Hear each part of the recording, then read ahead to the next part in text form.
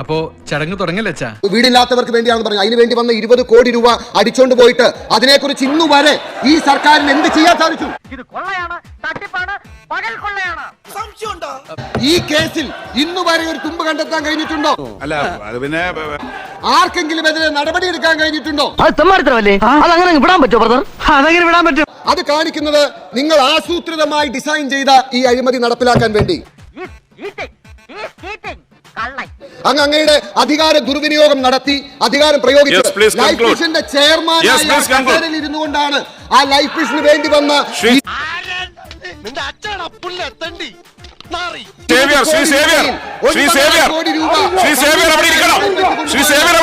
ഇനി ഒന്നും നോക്കണ്ട, ഊവി കുടലെടുത്തോ. കൂടാ ഒന്നും കഴിച്ചില്ലടാ, പൊറോട്ട മുട്ട മാറ്റാൻ ആഞ്ഞു പോയിക്കോ. അങ്ങെന്തിനാണ് തടസ്സപ്പെടുത്തുന്നത്? അങ്ങെന്തിനാണ് ഈ വാക്കുകളെയും ഇതെന്തിനുള്ള പുറപ്പാടാ?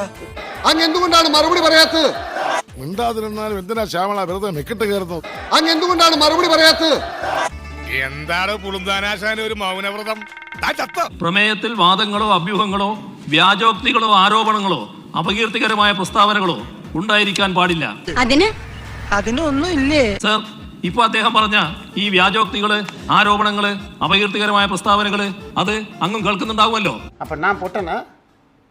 അതിനെല്ലാം വിരുദ്ധമായി എന്തും പറയാൻ തനിക്ക് അവകാശമുണ്ട് എന്നുള്ള മട്ടിലാണ് അദ്ദേഹം വർത്തമാനം പറഞ്ഞുകൊണ്ടിരിക്കുന്നത്.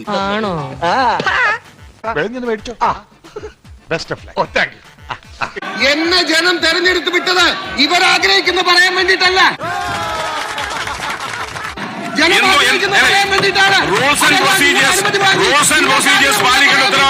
ഞാനിവിടെ തെരഞ്ഞെടുക്കപ്പെട്ടു വന്ന് ഇനി രക്ഷയില്ല. തിന്ന ബിരിയാണി പോലും ദഹിച്ചു പോയി. എന്റെ നിയോജകമണ്ഡലത്തിൽ ജനങ്ങൾ എന്നെ തെരഞ്ഞെടുത്ത് അയച്ചത് കേരളത്തെ സാമാന്യ ജനത്തിന് പറയാനുള്ളത് ഇവിടെ മുഖത്ത് നോക്കി പറയാൻ വേണ്ടിയാണ്. നീ വലിയ ഗുണ്ടല്ലേ, എന്നിട്ട് എന്താ പ്രതികരിക്കാഞ്ഞ്? അനിയ രണ്ടു കൈ മുട്ടുമ്പോഴല്ലേ ശബ്ദം കേൾക്കൂ. എന്നിട്ട് നല്ല ശബ്ദം ഞാൻ കേട്ടല്ലേ? എന്തോ ഞാനൊന്നും കേട്ടില്ല, പുല്ല് ചെവി അടിച്ചു പോയാ എന്തോ. ഞാൻ പറഞ്ഞ കാര്യങ്ങൾ പറയാനുള്ള ആർജവം എനിക്കുണ്ട്. ഞാനത് ഇവിടെ തന്നെ പറയും. കിട്ടിയ മുതലും പലിശ ചേർത്ത് കിട്ടി. ആരും കണ്ടില്ല. വാ, മാത്രമാണ് ആർജവമുള്ളത്. പറയാനുള്ള കാര്യം പറഞ്ഞിട്ടേ പോകൂ. നിൽക്കുന്നില്ല. ഞാൻ പറഞ്ഞത് അങ്ങേക്ക് ഞാൻ പറഞ്ഞതിന് മറുപടി ഉണ്ടെങ്കിൽ പറയണം.